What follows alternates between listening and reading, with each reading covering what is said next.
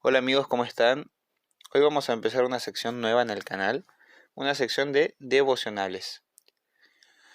Y la mejor forma de empezar esto es leyendo el libro de Efesios, un libro hermoso que trata sobre muchas cosas en la vida del creyente. El capítulo 1 habla de la obra del Mesías en nuestra vida, qué es lo que Él hizo por nosotros, qué es lo que Él nos ha dado. Luego hay lecciones para la vida diaria, pero hoy vamos a ir al capítulo 5. Vamos a empezar concretamente ahí dándole lectura. Vamos a usar la versión Reina Valera y dice lo siguiente. Dice, sed pues imitadores de Dios como hijos amados y andad en amor, como también Cristo nos amó y se entregó a sí mismo por nosotros, ofrenda y sacrificio a Dios en olor fragante. Pablo inicia diciéndonos que debemos ser imitadores de Dios. Pero ¿cómo imitamos a Dios? ¿Cómo imitamos a un ser supremo en el cual no hay defecto? Bueno, el versículo 2 nos dice, andando en amor. El amor es la llave para llegar al cielo. El amor es lo que perdona multitud de pecados. El amor es lo que nos da redención. Por eso debemos andar en amor como su Hijo nos amó a nosotros. Y el amor es sacrificado. Dice aquí que el Mesías, por amarnos, se entregó en sacrificio a Dios en olor fragante. Fíjense que es un sacrificio que produce un buen aroma en la presencia de Dios. Verso 3. Pero fornicación y toda inmundicia o avaricia ni aun se nombre entre ustedes como conviene a santos, ni palabras deshonestas, ni necedades, ni truhanerías que no convienen, sino antes bien acciones de gracias. El verso 3 dice, pero fornicación y toda inmundicia, ¿no? O aún la avaricia. La fornicación es una cárcel que a uno lo apresa en las pasiones desordenadas. El fornicario difícilmente puede hacer la voluntad de Dios. ¿Por qué? Porque ama su propia carne. Y con esto no quiero decir que no hay nadie que haya caído en esto. Es una de las luchas más grandes que tiene el creyente en el día a día. Pero debemos intentar con uñas y dientes luchar para no caer en eso. Luego dice la avaricia. ¿Por qué la avaricia no nos lleva al reino de Dios? De hecho, en otro versículo se lo pone al mismo nivel que la idolatría, en el verso 5.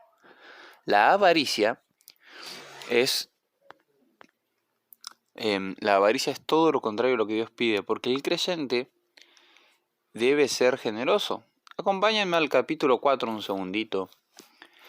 Capítulo 4 de Efesios, verso 28. Dice, el que robaba ya no robe, sino trabaje haciendo con sus manos lo que es bueno, para que tenga que compartir con el que padece necesidad.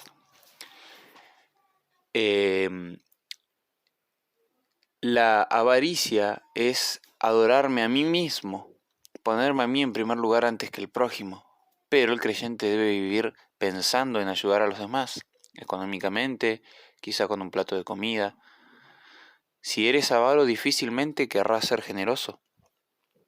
Por eso es uno de los pecados más grandes que hay. Vamos a seguir con la lectura. El verso 4 dice, ni palabras deshonestas, ni necedades, ni truhanerías que no convienen. Las palabras deshonestas son palabras que tienen poquita verdad y mayormente mentira, una palabra que engaña, una palabra engañosa. El creyente no debe andar así. Ni necedades. La necedad es todo lo contrario a lo eterno. Dice la palabra que la necedad está relacionada con la vanidad. De hecho, el libro de Proverbios y el libro de Eclesiastés hablan acerca de esto. Dice que el necio solo piensa en la fiesta, pero el sabio prefiere ir a un funeral, porque lo pondrá en su corazón y sabrá que ese es el fin de todas las cosas. y eso nos conduce a vivir una vida en sabiduría y en temor al Señor Todopoderoso. Pero la necedad nos conduce a errar en nuestro caminar día tras día. Ni truhanerías, que no convienen.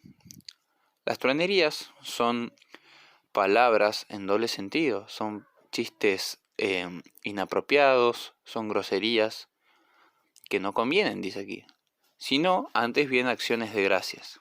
El creyente debe vivir una vida en agradecimiento al Señor Todopoderoso. Muchas veces es lo que más nos cuesta, pero es lo correcto realmente. Verso 5. Porque sabéis esto, que ningún fornicario, o inmundo, o avaro que es idólatra, tiene herencia en el reino de Cristo y de Dios. Nadie los engañe con palabras vanas, porque por estas cosas viene la ira de Dios sobre los hijos de desobediencia.